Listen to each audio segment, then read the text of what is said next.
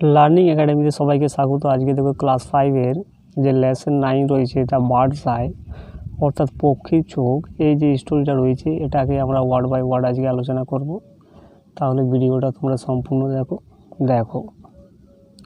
It was a bright and sunny morning. एटा एकटा उज्जवल एवं एकटा चकचके किन्तु सकाल छिलो। A large group of young boys gathered in the woodland with their bows and arrows.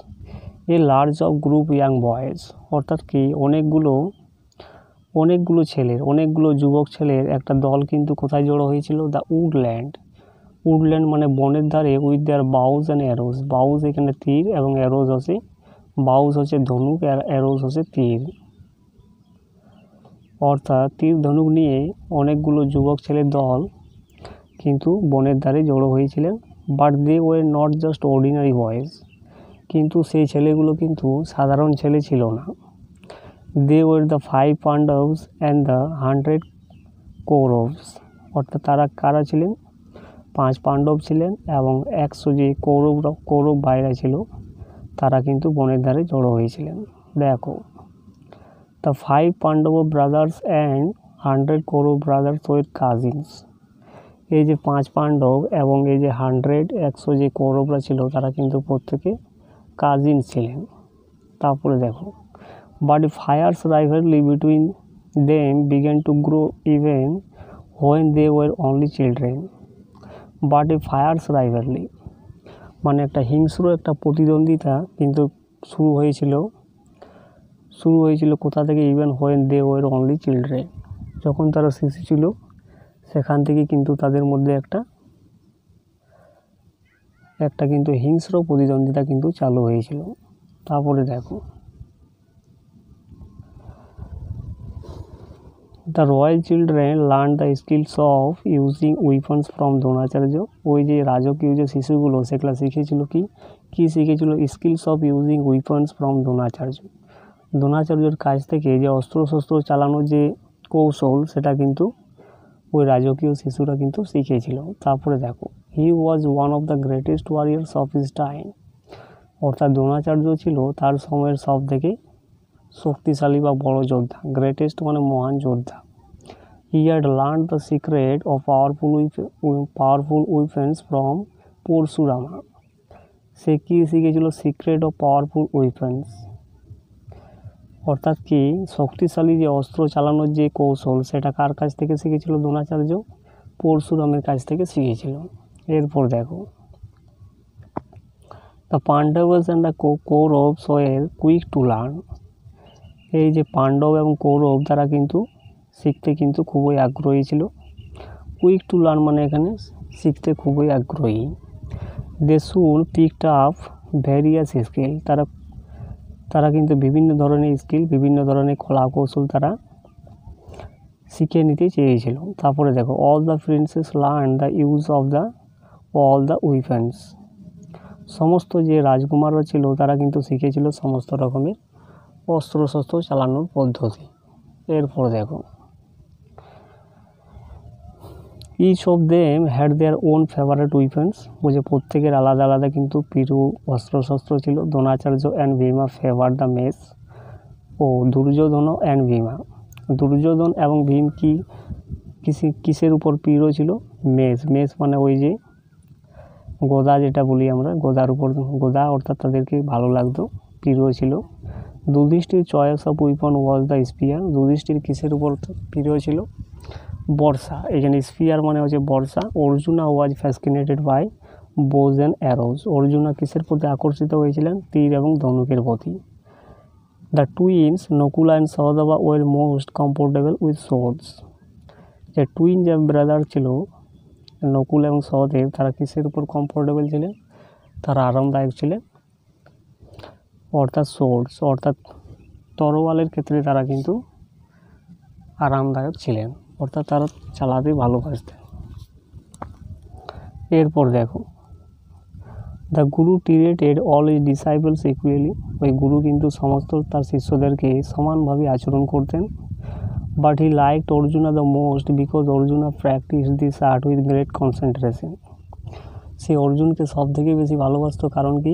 Arjuna practice করতো তার গভীর মানে মহান মনোযোগ দিয়ে, কনসেন্ট্রেশন মানে এখানে মনোযোগ, তো সেই গভীর মনোযোগ দিয়ে সে কিন্তু প্র্যাকটিস করতো, তাই সে গুরু তাকে বেশি পছন্দ করতো। লাইকড মানে এখানে পছন্দ করতো।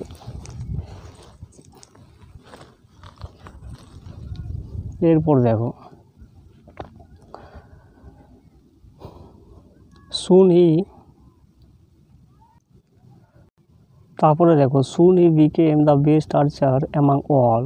তারপর শীঘ্রই সে কিসে পরিণত হলো, সব থেকে ভালো একটা তীরন্দাজি হিসাবে সে পরিণত হয়েছিল। তারপর দেখো Duryodhana and his brother Dushasana did not like this at all. Duryodhan এবং দুঃশাসনা কিন্তু এটাকে মোটেই সে পছন্দ করতো না। Silently a feeling of dislike grew in their hearts toward the Pandavas. নিশ্চিতভাবে বা নিশ্চুপ রূপে এ ফিলিং অফ ডিসলাইক, একটা অপছন্দের যে অনুভব, সেটা কিন্তু তাদের হৃদয়ে কিন্তু পাণ্ডবদের প্রতি একটা জন্মগ্রহণ করেছিল। তারপরে দেখো one day they openly criticise their guru. বলছে একদিন তারা ওপেনলি খোলামেলাভাবে কিন্তু ক্রিটিসাইজ করে সমালোচনা করেছিলেন তাদের গুরুকে, for showing favour towards Arjuna.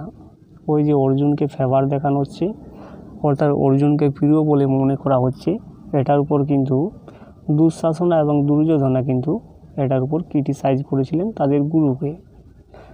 They told him that they were not any less skilful in archery.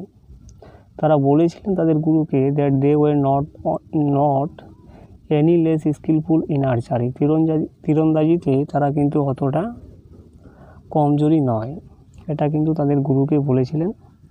As a reply to their criticism, তাদের ওই সমালোচনার উত্তরে দ্রোণাচার্য কি বলেছেন, Dronacharya arranged for a test. Dronacharya একটা পরীক্ষা একটা সংগঠিত করেছিল, to pick out the best archer among them. অর্থাৎ সব থেকে শক্তিশালী যে তীরন্দাজিকে সেটা কিন্তু বাছাই করার জন্য দ্রোণাচার্য একটা পরীক্ষা সংগঠিত করেছিলেন। এরপর দেখো on that particular day guru Dronacharya asked the student to gather by the woodland near his ashram. কোনো একদিন বিশেষ দিনে গুরু দ্রোণাচার্য সমস্ত স্টুডেন্টকে কি বলেছিলেন, জড়ো হতে বনের ধারে নিয়ার হিজ আশ্রম, অর্থাৎ তার আশ্রমের পাশের বনের ধারে সমস্ত যে ছাত্রদেরকে কিন্তু জড়ো হতে বলেছিলেন গুরু দ্রোণাচার্য। এরপর দেখো he said placed a wooden bird, সে একটা কাঠের পাখি কিন্তু রেখেছিলেন, with a prominently painted eye on one of the trees. অর্থাৎ একটা কাঠের পাখিকে একটা গাছের মধ্যে রেখেছিলেন, তার পেন্টেড আই মানে কি, ওই পাখিটার চোখটা কিন্তু একটা পেন্টেড আই ছিল। পেন্টেড আই মানে কি, একটা আঁকা ছিল চোখটাতে, যেমন কাঠের পাখির চোখ থাকে সেই রকম। তারপরে দেখো তার টিচার কল অল এই ডিসাইপল অ্যান্ড সেড, তার শিক্ষক কিন্তু সমস্ত শিষ্যদেরকে ডাকলেন এবং বললেন, look my children, a wooden bird is sitting on that far of tree. বলছে দেখো শিশুরা, a wooden bird is sitting on that far of tree, একটা কাঠের পাখি কিন্তু গাছের উপরে বসে আছে। You have to hit the arrow exactly in its eye, তোমাদেরকে কিন্তু ওই পাখিটার একদম সঠিক চোখটাতে কিন্তু মারতে হবে। এটা কিন্তু গুরু বলে দিল সমস্ত শিষ্যদেরকে বা ছাত্রদেরকে। বলছে আর ইউ রেডি, তোমরা কি, বলছে রেডি, তোমরা কি প্রস্তুত। এভরিওয়ান নোডেড, সমস্ত যে ছাত্ররা ছিল বা শিষ্যরা ছিল সমস্তরা কিন্তু মাথা নেড়েছিল। তারপর দেখো first the eldest Yudhishthira was invited to try his skill. বলছে প্রথমে কাকে ডাকা হলো, যুধিষ্ঠিরকে ডাকা হলো টু ট্রাই হিজ স্কিল, তার ওই দক্ষতা দেখার জন্য তাকে ডাকা হলো।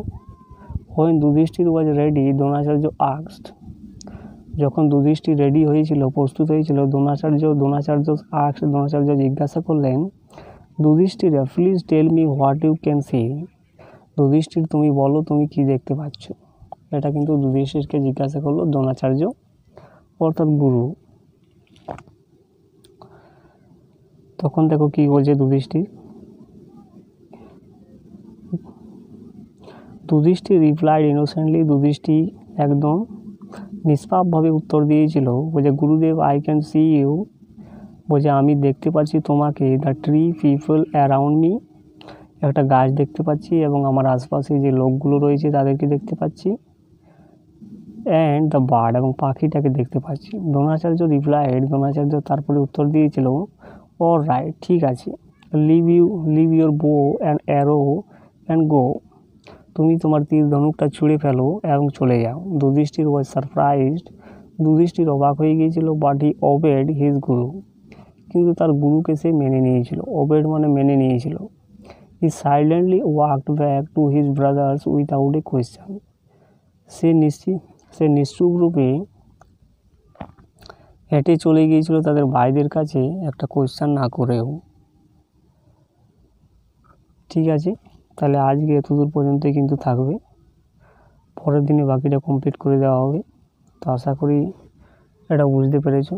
তো ভিডিওটা ভালো লাগলে চ্যানেলটাকে সাবস্ক্রাইব করো এবং পাশের বেল আইকনে প্রেস করে রাখো পরবর্তী নোটিফিকেশানের জন্য।